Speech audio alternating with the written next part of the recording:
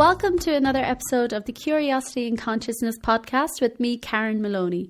Today's guest is Julie Williams, who is a scientist and healer. Julie combines her love for science together with her extensive training in natural and sacred healing arts for a powerful combination with a heart-based approach. By working with each body within our matrix, her consciousness medicine work promotes deep and lasting change on all levels of being: physical, emotional, energetic, ancestral, and spiritual. She developed this work after receiving a university degree in biological sciences, working for many years in medical and biotechnology research. She worked her way up in the business world, eventually reaching the pinnacle of a senior management position, running part of a multi-billion-dollar business.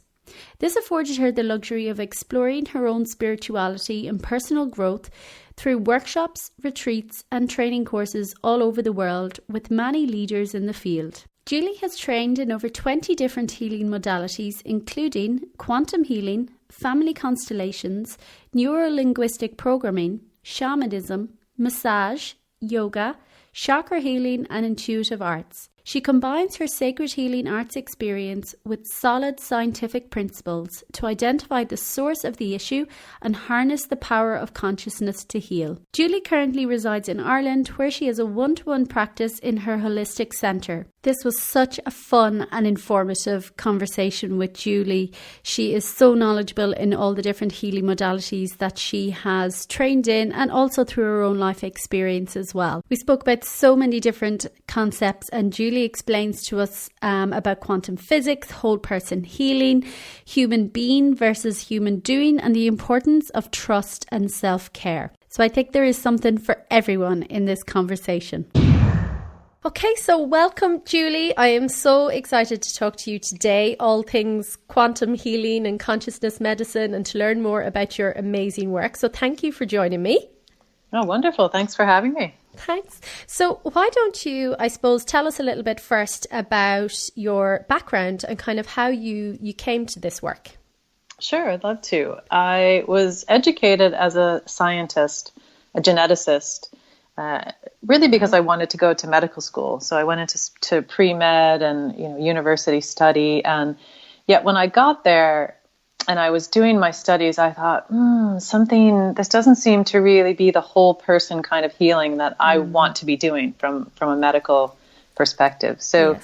Long story short, in there, I just changed my major and just came out with a degree in biology and did research for a long time in pharmaceuticals and biotech, in that kind of corporate America world, and which was great. I had some amazing times in helping the world, if you will, with my scientific knowledge by helping to create better methods for healthcare and things.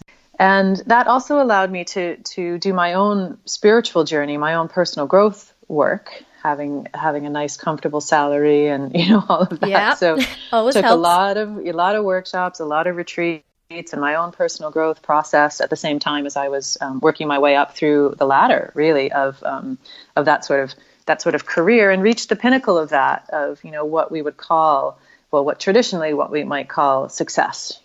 Big house, shiny car, lots of money, recognition, publication scientifically, all of this career success. Yet there was this part of me that wasn't truly happy. And it was through that growth process of aligning myself to my own truth, bringing spirituality into the workplace. How can I live and have this career in traditional corporate America, but still be a spiritual being, still be a being that wants to continue to grow and connect in with my truth and authenticity. And that became increasingly difficult. As it does. As it does, yeah. So I started to think, okay, let's make this shift out of corporate, and what I'd like to do, because in the meantime, I trained in so many different kinds of modalities and certifications from, NLP, that's a big part of my toolbox, neuro-linguistic programming.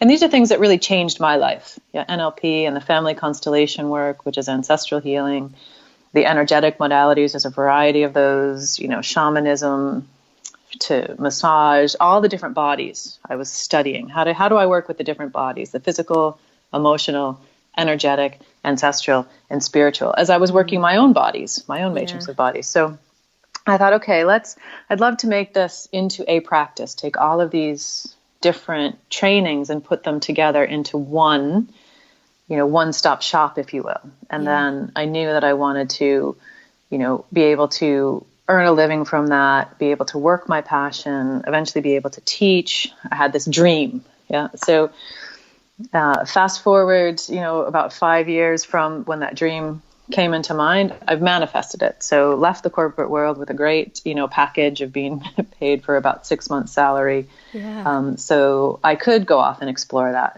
and build up my clientele, which showed up in Ireland. So amazing. I brought all of those different modalities together, and instead of practicing them, for example, NLP is a talk therapy, and the, shamanic work might be a meditative.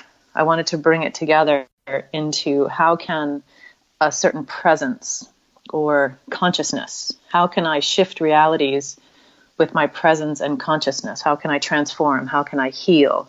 And how can I help people connect with that mind-body connection that we all have in place? And that's how this work got born out of that. Really bringing it all together and finding that, I call it kind of a meditative state, or a state of being rather than a doing that promotes transformation, where I noticed these different healing modalities. It would seem to me where the true healing or transformation took place was the same place, independent of what doorway you walked into it from. There was a similar place where this transformation happened. So that's where I got into looking at it from that quantum physics perspective, because quantum physics comes in and starts to explain what we've known to be true with these subtle energy, therapies and things for a long time, and, traditional science, and it just breaks the rules of, the Newtonian model, and the quantum model is what consciousness follows, more of that versus the Newtonian, which is what our body follows, and just became this whole exploration of this bridge between how do we harness the power of consciousness to shift realities back into balance and harmony, to release these disturbances and these things that block us from engaging with life fully. Wow. So now I do the practice, and I have a holistic center and run retreats and do teachings and all over the world, and just am so happy with my life. Oh my God. That is just so incredible and so fascinating, and so many things you touched on there. I'm like, oh, I want to ask about that. I want to ask about that. I want to ask about that. I find it so fascinating, and definitely want to touch on lots of different things. I suppose maybe just some of the last things you mentioned there before getting into some of the different healing modalities. Quantum physics, for a lot of people, that will kind of go over their head. So how, at the most basic level, would you describe kind of quantum physics and how it affects us as individuals and how it plays a part in life? Well, essentially, quantum physics is a science, very simply put, about things that we cannot see, right? Mm-hmm. So these things that are subatomic, right, that are just energetic and potential. Right? Mm-hmm. When we look at, the basic molecules that our physical body is made up of, they're made up of cells that contain, atoms, and in the nucleus, there's a bit of mass, and those sorts of things that orbit around each other. Yeah. When you're talking about quantum physics, there's no kind of mass involved. It's just pure potential or energy or waves of potential energy. So, and it's smaller than the eye can see. So it's a science of probabilities versus certainties, which is what Newtonian science on the other side of that is. It's what we can see with certainty and reproduce becomes scientific fact. When you go into the quantum frame, it becomes about probabilities and things that you can't see, and potentials, which is so much more expansive to what we can even conceive of. Absolutely. I love that word potential, and like that it exists in all of us in absolute leaps and bounds, but the process of uncovering it and finding it is part of the journey, and not everyone takes that journey. So that's just fascinating. And I suppose when you were in making the shift from the corporate world and making that transition and deciding to leave it and to follow something that was kind of sparking inside yourself. Obviously, that's a really scary thing to do. So what were some of the steps that you took that kind of helped you to make that transition? Yeah, that's a great question, because it does take a lot of courage. And, I think that, the courage to make the change, just jump off the cliff, if you will, is one kind of courage. But to stick with it and trust that you're actually going to be able to manifest what it is that you want, I think is even the harder part. Yeah, absolutely. Yeah. I can relate as well. Yeah, exactly. So one of the main things that I really did was I focused on the what of what I wanted. In my NLP training, they teach you get the desired state, the picture of the future version of you. What does it look like, taste like, feel like, smell like? What are you thinking, right? Really get that picture really strong to bring that into manifestation. I didn't quite know. I knew kind of the qualities of it. I didn't have a super clear picture, but I knew the what's of it. For example, I wanted to have a flexible schedule. I wanted to be able to travel. I wanted to be able to, earn a living from doing my one-to-one work. I wanted to be able to bring, the trainings that I had together into something that was useful and that people would want. I would find joy from that. All of these kind of the what of the lifestyle that I want. And I really I did a lot of meditation in the heart space is what I call it. So just meditating at the frequency of the heart chakra, which is a vibrational energy. And that frequency of energy can clear any disturbances and bring harmony. So as you sit with your desires in that heart space, it's a direct line to the co-creationship with the universe of saying, this is what I want, and the what's of it.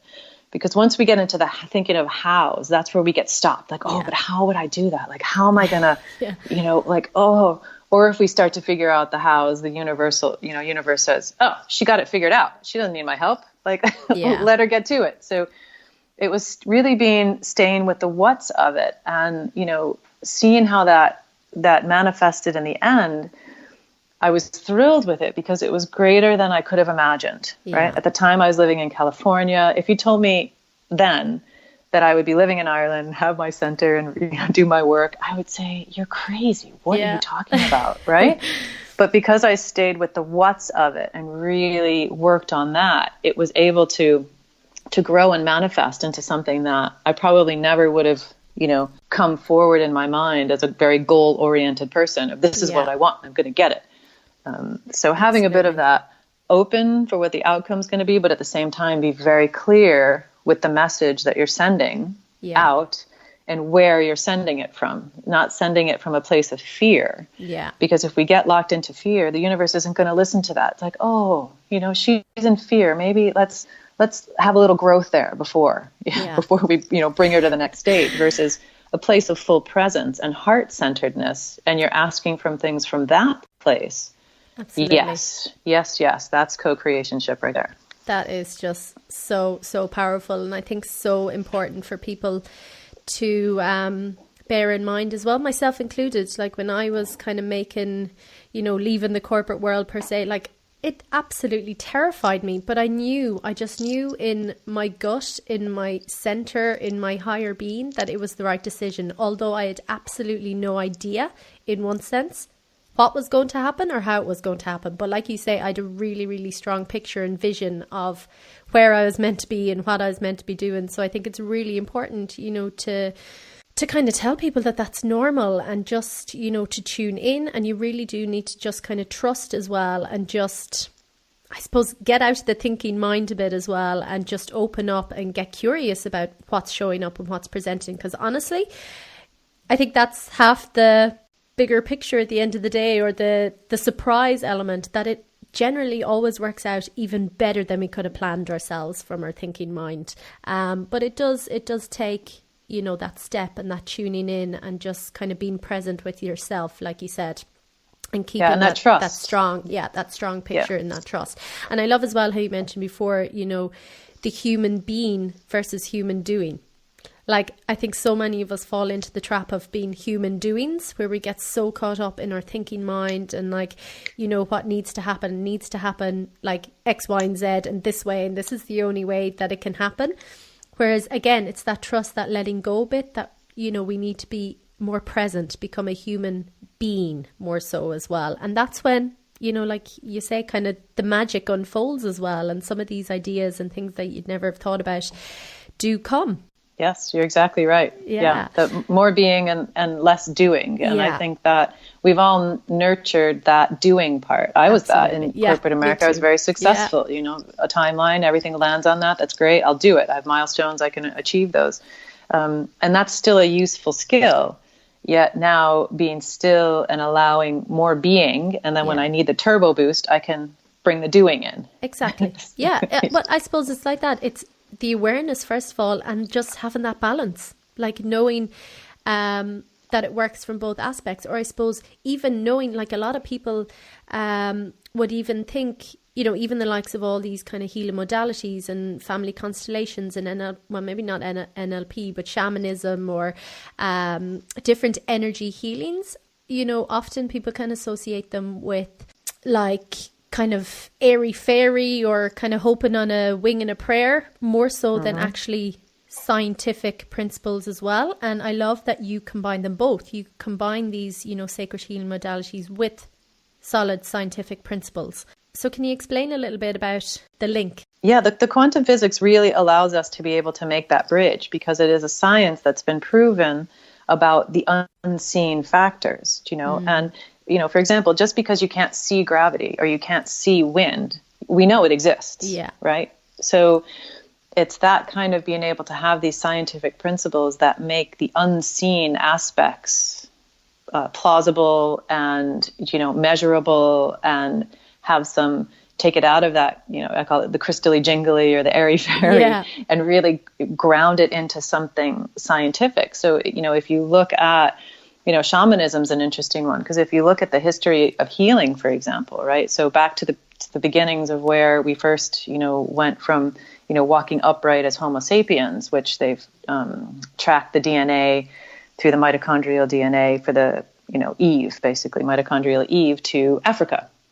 So, you know, if you look at the Sans tribe, which is where they, you know, find these DNA links of where the original Homo sapiens come from, they are known for their shamans, amongst other things. They're hunters and gatherers, but they also had shamans, which were the healers. And they looked at illness as part of, you know, a spiritual aspect, something in the spirit or something in, you know, the unseen was not okay. And that's what was causing these, you know, issues with health. So it's somehow along the line with traditional medicine coming in and, you know, the Newtonian model, where it's only what we can see. We've lost sight of this, that there's also energetic models and spiritual models in our health and well-being. And so now quantum physics that comes in and allows us to be able to re-include these unseen factors. And I do it from a healing perspective of, hey, look, like way before medicine was on the table as we know it today, we had, you know, all of these energetic, you know, acupuncture, all of these things that have a really long history,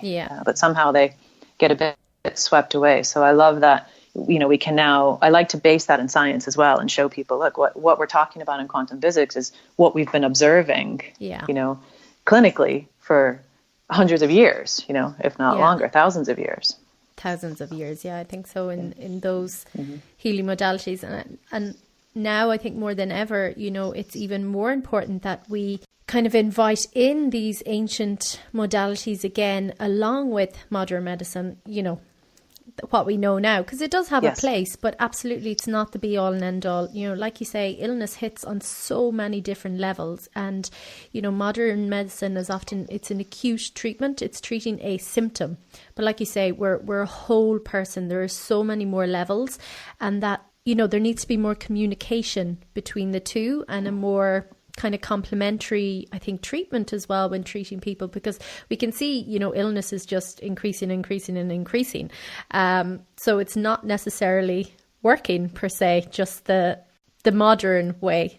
And how has your experience of that been? Because obviously you studied, I suppose, traditional medicine per se initially, but for you it didn't hit that whole person healing. So how do you see them kind of working together? Well, you've labeled it exactly, I think, the way I see it as well, that they're complementary. It's, you know, they often talk about them as alternative, but that suggests one or the other. And it's the complement of them. You know, medicine has a really important place. You know, we are biochemistry and physiology, our physical bodies. And so being able to alter those states, you know, with these, you know, physical, you know, medical treatments are really valuable.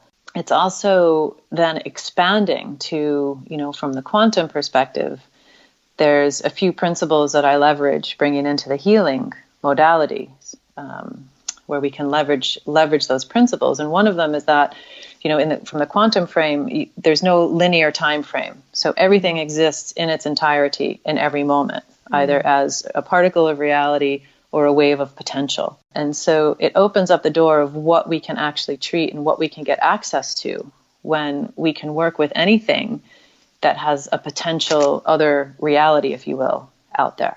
And then, whether it's a, energetic disturbance or ancestral entanglement or even a physical limitation that perhaps the medical model can't quite get answers to, we can leverage the state of consciousness to really reweight the probabilities, is what I call it. So in the quantum reality, whatever has the highest probability is what shows up in reality. The wave-particle duality, Einstein's Nobel Prize kind of work, right? Wave-particle duality. It exists as a particle in reality or a wave of potential.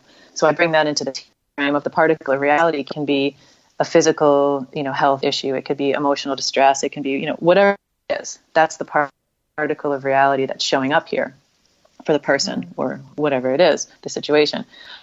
Around that exists an infinite number potential of other possibilities just by the nature of what quantum physics says. So how can we take another potential that's in wave form and drop that into particle form and let that be true in this physical reality? So so this is the border of where I'm walking with this work of the being, being on that edge between where is infinite potential versus what is manifesting in reality, and opening up that doorway for something that's more harmonious and balanced to come in as a particle of reality versus something that causes distress or ill health or well-being in that way. Wow, fantastic. And I love that, in your website and everything as well, you use consciousness medicine. I think that's just really, really powerful. I just love the word consciousness anyway. Say, for example, what kind of people then would show up to you, or what would a session maybe look like for a person? Because often I think, people can get scared as well, go, oh, that's not for me, or I don't know about it, or, I'll just stick to what I know or what someone else did. Kind of how would it look? Well, in general, because as unique as the individual is. That's one of the reasons I love to do my work, is it's never the same twice, which is great. So, but really what I'm doing is I'm looking at, the matrix of bodies. So we have a physical body, we have, an energetic body that can be measured, vibrationally. There's an emotional body. We can also, measure that. Ancestral and spiritual bodies. So when somebody comes in, and I'll work with anything, on any of those, from anywhere from severe illness to somebody who wants to get their thesis done, to improve relationships, to fertility, everything. Fantastic. Right? Across the board. And yes, exactly. Because whatever's showing up in their world, I can get kind of underneath it, right? When you get to that quantum level, you're going well to the source of things. You're going underneath. Okay, what's actually happening in their life, but what's the source? What's going on well beneath? So people will often show up with a list of things. And they'll go, oh, I have a list. Maybe I go, give me the whole list, right? Because I want to hear the whole thing so I can get a theme, and get that piece. Okay, this is what's going on, right? So it's a little bit of talk. We have a chat of, what they're wanting to work on, either what's, what they have that they don't want, or what they want that they don't have. Works both ways. And then I just sit in that state of being, and with my awareness, I will get an idea for, okay, well, what's going on here? Is there a disturbance in one of the energy centers? Is there a limiting belief that's involved? Is there an ancestral entanglement? And it's in that being with the person and holding that greatest potential of life that their life can be. And I don't know that, right? Their system's the only one that knows that. So I'm holding the space for that. And while I'm holding the space for that, the information will come through of, okay, well, this entanglement needs to be released, or this belief needs to be revised, or this energy center needs to be cleared. And then that's the sort of, quote, doing part of it, bringing then my skills from the toolbox in of, then how do we release those those components. So Wow. So there's a little bit of talk that involves in the session, but most of it I have people just lay on the table, and I'll hold some points on the head or the shoulders and let them relax from there. So some people will fall into kind of that meditative trance and we'll do the work. Some people like to talk through it and know what's going on. So there'll be that exchange. And then we work for about an hour, bring that to a close, integrate, have a little debrief. That's how it goes. Yeah. Oh, just so fascinating. And like you say, I love, everyone is so individual as well. And that's why I love, the different energy healing modalities as well, because it can adapt, it's your body, your energy field kind of given the information as opposed to, just receiving one type scenario for every single person. And I think there needs to be, again, that kind of two-way communication for the best healing for everyone. Yeah, you're absolutely right. And that's an important point, that it's not me doing the work to you, right? It's me holding the space for your system to be able to shift into the most harmonious and balanced place. So, that really bringing that forward, the power of that mind-body connection, like the placebo effect, I'm sure you know what that is, right? We all have that within us. So Absolutely. Instead of entrusting a doctor that's going to give us this thing that may or may not make us better, but if we believe it's going to work, it will work, let's go right to the source of that within all of us. And so I'm re-empowering essentially people to kind of take back the control, if you will, or the empowerment over their own systems to bring forward that harmony. Yeah, and that's definitely powerful, and we all need to wake up a little bit more to, the responsibility that we hold for ourselves. And like there is so much that we can do. Like we actually do have so much power, and our bodies are incredible if we tune in. Like they say, they have incredible healing powers as well. So again, it comes back to kind of that trust and tuning in and getting to know ourselves, to know that actually we do have so much power and potential within us that, it's not always about reaching out, looking out. At the end of the day, there is no silver bullet. There is no magic pill. Nobody can give you a magic pill and you're all better. It does take some responsibility and level, of work within ourselves as well to get there. It does, yeah. Yeah, but it's so possible with the right modalities and techniques and tools, and just to know that there are so many possibilities out there. And I suppose, again, not to box ourselves in sometimes and just think, oh, this is the only way. Just kind of getting curious and see what's out there. I love as well the fact that you mentioned about the ancestral healing. Well, it's only recently, I suppose, I've kind of been looking more into that. Just explain a little bit, I suppose, to us about kind of the influence or kind of what we carry as well from generations past, just kind of how big that space is. Yeah, and it's very important and sacred space as well. The idea is that just like we inherit our genetics from our ancestors, we also get tangled up in inheriting sufferings of various forms. And we do that for a few reasons. It's a deep subconscious pattern, but it keeps us loyal to our family. Mm-hmm. In the family of thieves, the child that does not steal does not belong. Yeah. So we stay loyal to the suffering to belong to our family, because our belonging is ultimately a survival instinct. No child can raise themselves. They must belong. It's one of those instincts that we have. So in order to survive, we take on the suffering subconsciously in an effort also to try to heal the family. Because if we think, if that part of us deep within us says, okay, well, dear great-great-grandfather or whoever it is, I will be the one that lives the suffering that you lived in your lifetime, so that you never would have had to have suffered. And if you didn't have to suffer, then everybody down generationally will have great lives, including me. My life will be great because there'll be no suffering. Right? So you net that together, and we're trying to make our lives better by taking on suffering. Yeah. It's kind of like not really going to work. So this work is developed, it's based on the work of Bert Hellinger, family constellation work. It can be done in a group format. I've adopted it to the one-to-one practice. And the idea is that we're not trying to cut the ties. What we're doing is we're bringing the system back into whole.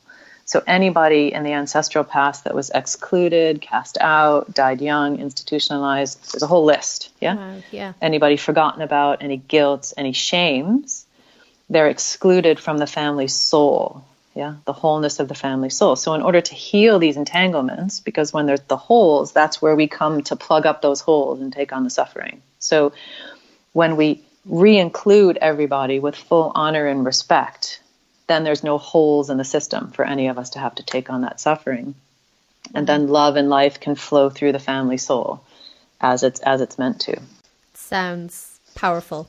It's beautiful work. Yeah, it's absolutely fantastic. And it's work that changed my life fundamentally. So this is why I'm also so passionate about it. And I'm really, really blessed to be a keeper of this medicine, if you will, that, this family constellation work, the ancestral work. And because what I found in my clinical experience is that no matter how much work that you've done on your personal growth process, until you address the ancestral components and you really release them fully, all of the other work can't integrate to its truest capacity. So that's generally the first place I start with people when I work. We all have ancestors. We all have ancestral entanglements. It's just how we're made up. So to release those releases the puppet strings that then allows all the other bodies to land in the present moment, to be able to make those choices of what we want moving forward out of love, not fear, which fundamentally is the way forward, isn't it? Absolutely. And wow, that sounds so powerful. And at the same time, it sounds like it pure common sense. Like it would make sense it's to so kind simple. of, and often, I think it's funny. I know I do find myself laughing as well sometimes, just going, oh yeah, it really is so simple most of the time. We just choose to make things really complex. For people who are interested in doing something like that, do they need to know much about family history, or, does the information come to them, or kind of what's needed to partake? That's a great question. Yeah, you don't need to know your family history. If you do, that's great. However, the less you know about your family history, the more likely there are to be entanglements there. So having the family history or not can be useful, but often we don't have any information. And that's the beautiful thing about the work, is we can set it up and it will unfold and it will show us what's going on, so that we can bring that resolution to the family soul. Fascinating. Yeah, like I say, definitely something I need to do. Even at the start of this year, I was being pushed to do something. And once I did it, it was only after the fact I was like, why is this coming up? I don't understand. But anyway, I did it, and it was only after the fact. I just received the information that I had cleared some karmic debt from my ancestors going back, back in the day. I still don't understand what, and I was given the year 1792 as well. So I'm like, now I'm really curious to be like, what is it? So I really need to do some of that work. That's beautiful, and well done you for trusting your intuition in that way, and knowing I'm not quite sure why I'm walking this path, but I know it's important. Julie, that's totally where I'm at. Well done you. Yeah, that's totally where I'm at. I have absolutely no idea, but I'm just trusting and following what feels right. Even with the likes of this podcast and everything as well, I'm like, okay, because, the reality is I absolutely exhausted myself the other way in trying and coming from my thinking mind. And I was, thinking I knew best. No, like this is the way it had to be, and X, Y, and Z. And I literally just exhausted myself in every way that I kind of, at the end of last year, was like, okay, I give up. I give up. I trust, I follow. So that's where I'm at. Good for you. And it feels... That's an inspiration to many right there. So thanks for sharing that. Yeah, but do you know what as well? It feels so much better, because I can see now I was just trying too hard as well. Like I was just totally been blindsided by myself, and I was just getting in my own way. Whereas now I feel like I can breathe again, and I'm like, okay, I'm just going to trust and follow. And I know one way or another it'll work out the way it's meant to. Yes. However, and that's actually interesting, talking about the principles of quantum physics that we leverage here, because that explains very nicely one of the other principles, which is the harder you try, the less likely you are to actually achieve your result. And scientifically, in a quantum field, if you're applying sort of pressure across that, you're going to create resistance. It's this whole scientific, formula that could be written, several times around the room if we wrote it all out. Yeah. But I bring that into the frame of attachment. The more attached we are to an outcome, so the more we're trying to do and attach to it, the more resistance we create, right? The more force we put out there, the more resistance we create, because we're tied to one thing of wanting one thing, but not wanting another thing, right? And you've heard that, that what we resist persists. Absolutely. Yeah. So it's kind of like, we don't want that. We don't want that. We're resisting it and pushing it away. And the beautiful universal healing source looks down and says, whoa, I think there's a lesson there in that. Like, she doesn't want that. Maybe we need to kind of get her to take a look at that in order to release that pattern. Right. So to be able to move through without the attachment, to it, to the outcome, and just let it be. Yeah. Absolutely. At the same time, we need some navigation method. I think this is where a lot of us that are on this path, sometimes we feel like, we're navigating this new path without any stars, without any compass, without any lighthouse, and it can feel a bit, so being able to have that inner guidance, as you talk about, right? That inner guidance of that knowing of, yes, this is right, or no, that it doesn't feel right now, and being able to navigate from that place really helps. Yeah, and that, you talking about attachment there, definitely resonates. And when we attach to things, we inevitably bring pain on ourselves, because again, I call it the thinking mind, trying to dictate what's right, what's wrong, and it's kind of putting conclusions on things one way or another. Whereas I think even the state of consciousness is more about non-attachment. It's not about attachment, or detachment then is the other extreme. That's not healthy either, but just the place of kind of non-attachment where you can observe and kind of notice and see, and just be, again, that present, that being with yourself, to be able kind of navigate what's showing up, or hear those inner messages and that. So yeah, definitely. And again, that falls into, I suppose, the path of least resistance. You're talking about attachment, and that brings up resistance, which it absolutely does. And definitely, I find now that I feel more in the path of least resistance, which is, again, where we're all meant to be and available to us all, but making the decision to get there and trusting is, it's the harder part, but it's possible. And sticking with it, those are the moments where we feel very in our flow, and it's very easy, and sometimes, just as the river, taking lessons from nature, the river flows, but it also eddies, do you know? Yeah. And sometimes we get spun around in a little eddy, and we don't feel like we're moving forward, and we get impatient, and we go, I'm not in my flow, right? But, but that eddy is part of it. We need to just take a breath. We need to regroup. We need to integrate. Yeah, we need to integrate the changes that we've gone through, so that we can then have something moving forward that's going to suit us, rather than moving forward and then sort of being in the same place that we were in the past, because our belief structures from the past, for example, is what we've projected onto the future. So we need that rest time sometimes. Yeah.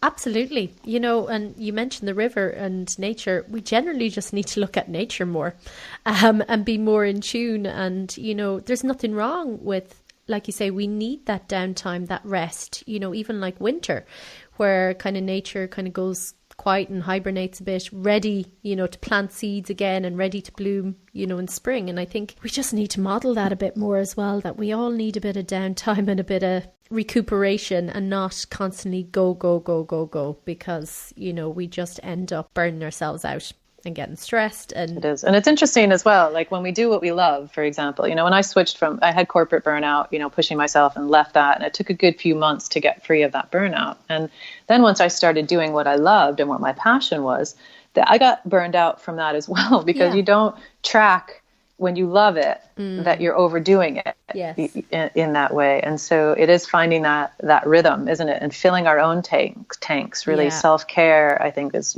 part of this, being able to take care of ourselves and know, when I once got this great piece of advice. I used to do triathlons way back. Now I just sort of do them for fun and sustain shape and all of that. But in my competitive days, there was somebody who said, finish feeling like you could do more. Finish your workouts feeling like you could do more. And that's how endurance athletes will gain longevity in their lifetime. And I apply that not just to sports now, but everything. It's like, finish feeling like you can do a little bit more versus finish feeling like you're completely exhausted and shattered and have nothing left, right? Yeah, that's very interesting. Great advice. I like that. And then just speaking about self-care, because obviously, working in the space that you're working in, and, you know, with consciousness and medicine and all these different healing modalities, I suppose, what are some of your own daily practices or steps that you do to keep yourself, you know, well, looking after yourself and grounded and connected, and just to make sure that you're in that space? Yeah, several things. Yeah. I mean, I think the first thing that's very important is to have boundaries, meaning when I'm at work and in my office space, for example, I have it conditioned, right? Where I walk in, I'm in the space, I can work. But when I walk out, I'm not going to walk out with my intuitive, you know, empathic antennas all the way out like I would if I'm in the office. That's going to be too overwhelming for me out in the world. So it's also about having those boundaries of being able to be in that space, open space, and then also be able to walk around in the world and, you know, be contained within myself. That's when it was one of my first major learnings that's really served well.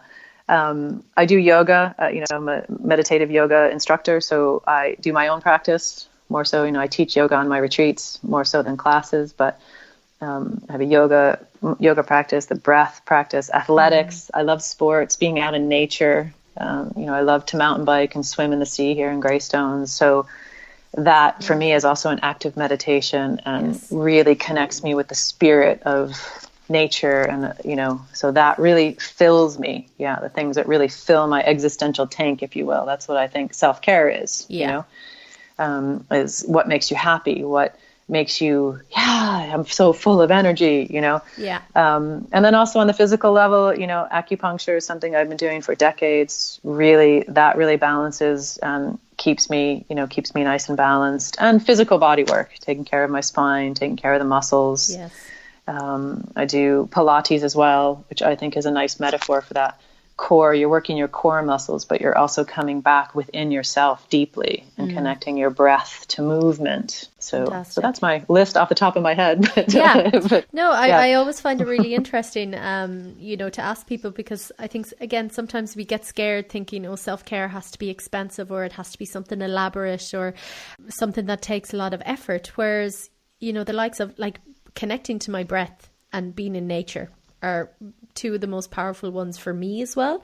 And like that, they can be done in any moment, and they can, you know, they're free. Yeah, they're so powerful. And, you know, again, it's just to have that awareness that, you know, self-care is that simple, and yet is that profound, that simply connecting with your breath, you know, really tuning in for 2 or 3 minutes a couple of times a day. Honestly, like, people often underestimate the power that can bring as well. Again, in centering ourselves, in, you know, being present and opening ourselves up. So I love that you have those mix as well. And then, yes, absolutely, when you want a little bit more, you know, whether, like you say, a treatment or a retreat, or you need a few days, go for it as well. But again, it's just getting curious and tuning into ourselves to actually see what we need at that time. Because sometimes it could be a 2-minute breath work, and other times, you know, it needs to be 5-hour hike in nature. And our body is our temple, you know. Nutrition is another thing that I, you know, love food, and, you know, so everything in moderation, including moderation, right? So, but still, like, I love my coffee, you know, but I do eat, you know, healthy, organic food, mostly vegetarian to vegan, depending on where I am in the world. And that's the kind of food that makes my body work optimally. I'm not saying that's for everybody, but for me, I've tried all different kinds of eating, you know, I've studied nutrition over the years, and all different kinds of eating, you know, ways. And I've tried them all, and this is the one that really works for me. So experiment around with that nutrition factor. There's not a one size that fits all. So, you know, the keto might work for somebody, vegan might work for somebody else, raw might work for somebody else. Experiment around to see where your body really, what your body really likes. Yeah, absolutely. I agree. It's, you know, it's not about labeling or having to stick to one trend or fad or whatever. Again, it's like you say, getting to know what works for you, because we are all individual. You know, doing that exploration work and really noticing how different foods make you feel is powerful as well, because nutrition is huge. And I read something recently that, you know, food and nutrients are actually two completely different things. You could be eating food, well, we all eat food, but if it's all like refined and high carbs and, you know, there's no nutrient value in it, our bodies aren't going to get the benefit, because our bodies need the nutrients and the vitamins and the antioxidants and the phytochemicals to actually perform and to be at its best. You're right. And it also takes our digestive system to be able to absorb those nutrients. Yeah. I work, some of the common things that I work on with everybody, right? The ancestral, as we talked about before, everybody's digestion to some level, it's an ecosystem in there, our microbiome, it's called, inside our body. We have all kinds of things that help our beautiful body temple run. And when our digestive system is not functioning optimally, you can put the best food in your mouth, but if you're not digesting it and able to pull the nutrients out of it, it's not going to really get you as far as you need to get as well. So it's not going to be assimilated into your body. They'll just pass through. Yeah, it's like you say, it's a whole other area, and it's so fascinating as well. Well, our time is running out. I can't believe I've just been so fascinated by this conversation. I know. But I know as well, you're based in Ireland at Greystones, but I know you do retreats as well. Do you run them in Ireland and abroad? Yes. I run them I think we'll start in May. I run them up in Glenmalure in County Wicklow, in this beautiful valley up in the mountains, and we take over this beautiful lodge with a wonderful workshop space and do the retreats there, weekend retreats, Friday night till Sunday afternoon. This summer I'll also be doing a 5-day family constellation retreat over solstice in June, so that'll be a Thursday to a Monday. And then I run 1-day workshops from Greystones and training programs as well.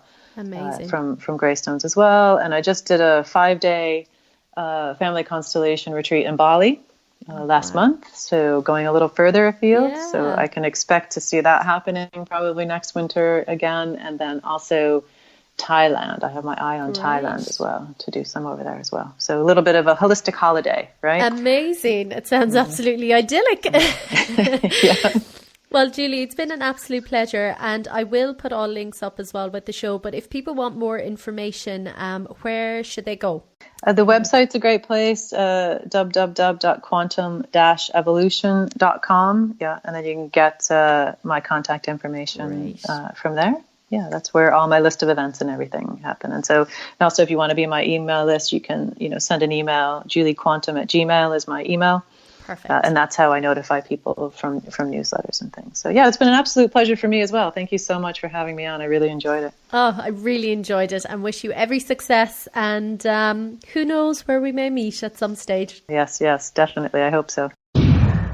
Thanks for tuning in to another episode of the Curiosity in Consciousness podcast with me, Karen Maloney. Be sure to like, subscribe and share the podcast if you have enjoyed it, and also pop over to www.karenmaloney.wellbeing.com and click podcasts for all the show notes and links.